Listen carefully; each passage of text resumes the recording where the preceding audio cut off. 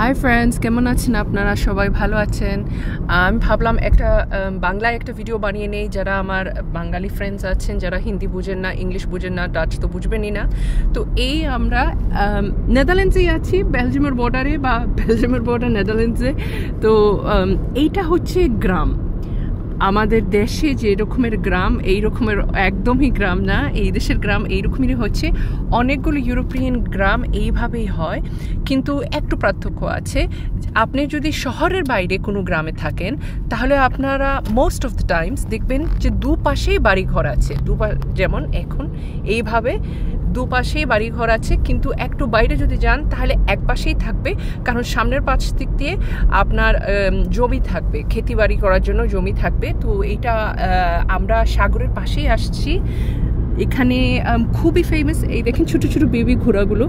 তো এখানে অনেকটাই ফেমাস হচ্ছে পেঁয়াজ।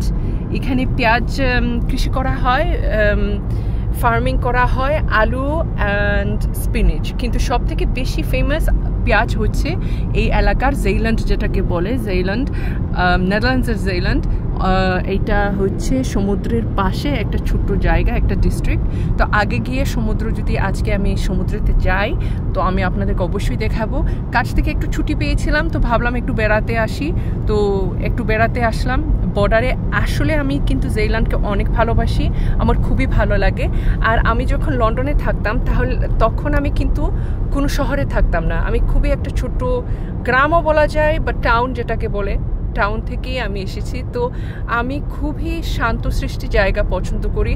শহরের কাপজাপ ভিড় ওসব আমার ভালো লাগে না। আমি সিটি পার্সন না, আমি ভিলেজ পার্সন হচ্ছি। এইসব দেখতে এত ভালো লাগে।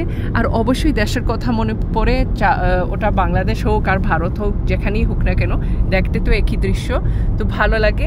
আপনাদের সাথে একটু শেয়ার করলাম বেলজিয়াম আর নেদারল্যান্ডসের গ্রাম। যদি ভালো লাগে তো একটু লাইক করবেন, সাথে থাকবেন। Thank you.